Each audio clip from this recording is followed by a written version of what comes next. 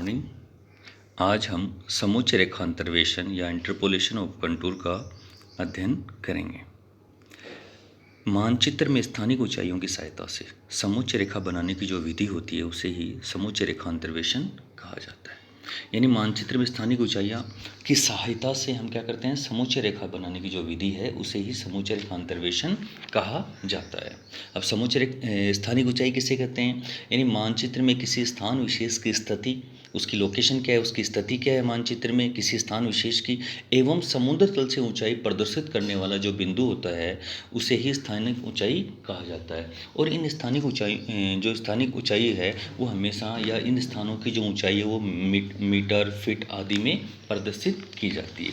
तो मानचित्र में इन स्थानिक ऊंचाइयों की सहायता से समोच्च रेखा बनाने की जो विधि है उसे ही समोच्च रेखा अंतर्वेशन कहा जाता है। इस विधि के द्वारा समोच्च रेखा बनाने का कार्य कई चरणों में पूरा किया जाता है। सबसे पहले हम जो लेवलिंग इंस्ट्रूमेंट हैं, जो हमारे पास जो भी लेवलिंग इंस्ट्रूमेंट है, जैसे डंपी लेवल हो, थियोडोलाइट आदि जो सर्वेक्षण यंत्र हैं, इनकी सहायता से हम क्या करते हैं, धरातल पर स्थित विभिन्न स्थानों की समुद्र तल से ऊंचाई निर्धारित कर लेते हैं। इन सबसे पहले जो भी लेवलिंग इंस्ट्रूमेंट दिए गए हैं या जिस इंस्ट्रूमेंट के माध्यम से हम सर्वेक्षण कर रहे हैं, जैसे डंपी लेवल का उपयोग कर रहे हैं या थियोडोलाइट का कर रहे हैं, इन सर्वेक्षण उपकरणों की सहायता से धरातल पर जो विभिन्न स्थान हैं उनकी समुद्र तल से ऊंचाई निर्धारित कर लेते हैं या ज्ञात कर लेते हैं, तथा इसके पश्चात प्लेन टेबल की मदद से मानचित्र में स्थानिक ऊंचाई के रूप में उन्हें अंकित कर लेते हैं। इसके पश्चात ऊंचाई परास या रेंज ऑफ एलिवेशन ज्ञात करते हैं। रेंज ऑफ एलिवेशन ज्ञात करने के लिए हम क्या करते हैं कि ये जो स्पॉट हाइट्स जैसे इस मानचित्र में दी गई हैं, इसमें हम क्या करते हैं, सबसे कम मान वाला स्थानिक ऊंचाई और सबसे अधिक मान वाली स्थानिक ऊंचाई हैं। जैसे सबसे कम स्थानिक ऊंचाई 980 मीटर है और सबसे अधिक स्थानिक ऊंचाई 1640 मीटर है। तो 1640 मीटर में से 980 मीटर को घटा देते हैं तो 640 मीटर आता है। ये क्या हमारा रेंज ऑफ एलिवेशन है, या इसको ऊंचाई परास कहा जाता है। तो इसके बाद में हम क्या करते हैं कि ऊंचाई परास का निर्धारण कर लेते हैं या उसे ज्ञात कर लेते हैं। सबसे कम और सबसे अधिक ऊंचाई प्रदर्शित करने वाले जो बिंदु हैं उनका मान क्या है, इसको देख के हम इसका निर्धारण करते हैं। ऊंचाई परास को ध्यान में रखते हुए समोच्च रेखांतराल निर्धारित किया जाता है। यानी जो रेंज ऑफ एलिवेशन है उसके आधार पर ही कंटूर इंटरवल निर्धारित किया जाता है। कंटूर इंटरवल किसे कहते हैं, यानी समोच्च रेखा मानचित्र में किन्हीं दो उत्तरोत्तर समोच्च रेखाओं के मान का जो अंतर होता है उसे कंटूर इंटरवल कहा जाता है। यानी समोच्च रेखा मानचित्र में दो कंटिन्यूस जो समोच्च रेखाएं होती हैं, दो उत्तरोत्तर जो समोच्च रेखाएं होती हैं, उनके मान का अंतर ही क्या कहलाता है, समोच्च रेखांतराल कहलाता है। यानी किसी समोच्च रेखा मानचित्र में मान लीजिए 3 समोच्च रेखाएं खींची गई हैं, एक 300 मीटर वाली, एक 200 मीटर और एक 100 मीटर की। तो 300 मीटर में से 200 मीटर, 300 मीटर वाली मीटर और 200 मीटर का जो अंतर है, या 200 मीटर और 100 मीटर का जो अंतर है, कितना अंतर आएगा, 300 मीटर में से 200 घटाएंगे तो 100 मीटर आएगा, 200 में से 100 को घटाएंगे तब भी 100 मीटर आएगा। तो यहाँ जो रेखा अंतराल है या कंटूर इंटरवल है वो कितना है, 100 मीटर का है। तो रेंज ऑफ एलिवेशन को ध्यान में रखते हुए हम क्या करते हैं, समोच्च रेखांतराल या कंटूर इंटरवल निर्धारित कर लेते हैं। और इसमें यहाँ ध्यान रखने वाली एक मुख्य बात यह है कि कंटूर इंटरवल है वो हमेशा राउंड फिगर में आएगा, शून्यान्त अंकों में आएगा, जैसे 20, 50, 100, 200 आदि में यह होना चाहिए। इसके पश्चात हम क्या करते हैं, मानचित्र में खींची जाने वाली समोच्च रेखाओं का मान निश्चित कर लेते हैं। यानी रेंज ऑफ एलिवेशन ज्ञात कर लेते हैं, कंटूर इंटरवल निर्धारित कर लेते हैं। उसके आधार पे हम कि कितनी समुच्च रेखाएं हमें या किस मान की समुच्च रेखा हमें खींचनी है उसको निश्चित कर लेते हैं। सबसे पहले समुच्च रेखा का मान ज्ञात करने के लिए सबसे कम मान वाली स्थानिक ऊंचाई के मान को शून्यान्त अंक में बदल लेते हैं। जैसे इसके अंदर सबसे कम मान वाली स्थानिक ऊंचाई कितनी है, 980 मीटर है, तो उसको राउंड फिगर में जैसे 1000 मीटर के अंदर कन्वर्ट कर लिया, शून्यान्त अंकों में बदल लेते हैं। तथा समोच्च रेखा अंतराल यहाँ रेंज ऑफ एलिवेशन आया है अपना 1640 माइनस 980, 660 मीटर आया है। तो हम यहाँ पे कंटूर इंटरवल है वो 100 मीटर का ले सकते हैं। तो जब पहली जो समुच्च रेखा है उसको हमने 1000 की मान ली है, तो उससे आगे वाली कितनी आएगी, 1100, उससे आगे वाली 1200 मीटर, 1300 मीटर, 1400, 1500 तथा 1600 मीटर की समुच्च रेखाएँ मान वाली समुच्च रेखाओं का निर्धारण किया जाता है।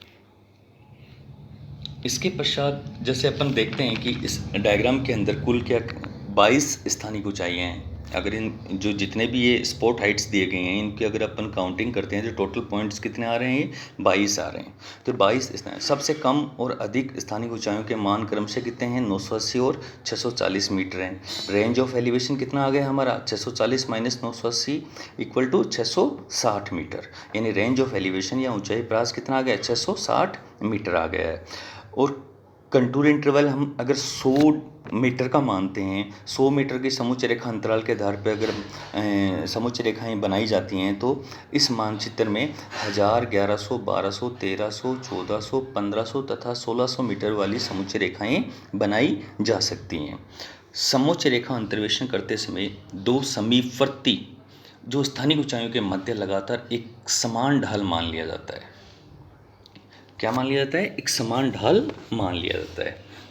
जैसे इसमें देखिए आप 1450 और 1350, 1450 और 1350 मान वाले जो स्थान है, एक स्थान, जैसे इसको 1450 वाले को ए स्थान मान लें, 1350 वाले स्थान को बी स्थान मान लें, तो इन दोनों स्थानों के बीच में ढाल क्या होगा, समान मान लिया जाता है, यूनिफॉर्म स्लोप मान लिया जाता है। यानी इन दोनों स्थानों के मध्य लगातार एक समान ढाल मान लिया जाता है तथा समुच्चय रेखा इन दोनों स्थानिक ऊंचाइयों से कितनी समीप या दूर होगी, ये स्थानिक ऊंचाई के बीच की दूरी तथा उनके द्वारा ऊंचाई के अंतर पर निर्भर करता है।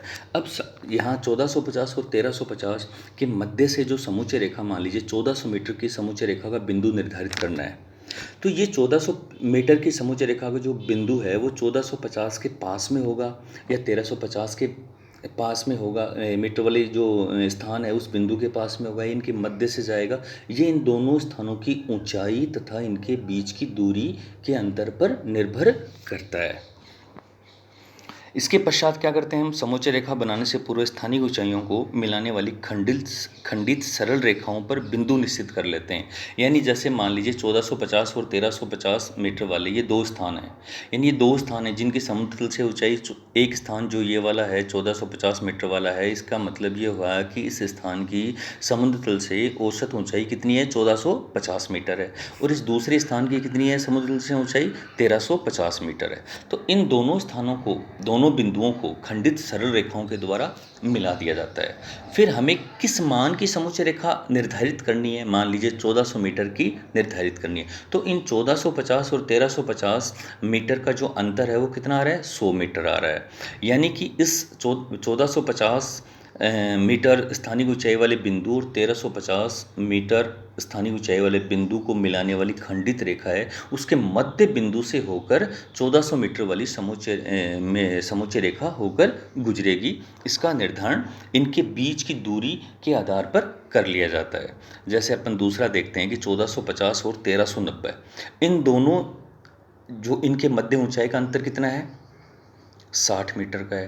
तो इन दो 1450 और 1390 स्थानिक ऊंचाई वाले बिंदुओं को क्या कर देते हैं, हम दोनों को मिला देते हैं और इस रेखा को 6 समान भागों में हम विभाजित कर लेते हैं। तो एक भाग कितने को दिखाएगा, 10 मीटर पे। तो 1390 से शुरू करते हैं, जो पहला भाग है 10 मीटर वाला, जो पहला पॉइंट आएगा अपना, वहाँ से 1400 मीटर की समुच्चय रेखा होकर गुजरती है। इसके बाद में एक डायग्राम यहाँ पे एक अलग से आपको दिखाया गया है। यहाँ पे आप देखोगे कि दो बिंदु लिए गए हैं, एक जैसे 1150 पे ए स्थान है जिसकी ऊंचाई, ए स्थान की ऊंचाई कितनी है, 1150 मीटर है, कहाँ से, समुद्र तल से, और जो बी स्थान है उसकी समुद्र तल से औसत ऊंचाई कितनी है, 1250 मीटर। तो इन दोनों के दोनों का ऊंचाई का अंतर कितना है, 100 मीटर है। हमें 50 मीटर के अंतर पर, यानी 1150 में 50 जोड़ेंगे जो 1200 मीटर आएगा, या 1250 में से 50 घटाएंगे तब 1200 मीटर प्राप्त होगा। तो हम इन दोनों बिंदु हैं इनको मिलाते हुए मिलाने वाली खंडित रेखा खींच देते हैं और उस रेखा को माप कर, यानी 1150 से 1250 मीटर तक जो रेखा खींची गई है उस रेखा का मध्य बिंदु ज्ञात कर लेते हैं स्केल से, मेजरमेंट के द्वारा। इस मध्य बिंदु से होकर ही 1200 मीटर वाली समुच्चय रेखा होकर यहाँ से गुजरती है। यानी मानचित्र के अंदर आप देखेंगे कि 1200 मीटर की समुच्चय रेखा 1150 तथा 1250 मीटर की वाली स्थानिक ऊंचाइयों को मिलाने वाली खंडित सरल रेखा के मध्य बिंदु से होकर जाएगी। इसके पश्चात क्या करते हैं हम, सरल रेखाओं पर अंकित बिंदुओं को मिलाते हुए समुच्चय रेखा पूर्ण कर लेते हैं। यानी एक ही मान वाले जैसे 1200 मीटर के जितने भी बिंदु हैं उनको हम एक स्मूथ कर्व के द्वारा, निष्कोण वक्र के द्वारा मिला देते हैं, और इसी प्रकार फिर 1200, 1300, 1400, 1500, 1600 मीटर वाले जितने भी बिंदु हैं उनको स्मूथ कर्व के द्वारा मिलाते हुए समुच्चय रेखा पूर्ण कर ली जाती हैं। धन्यवाद।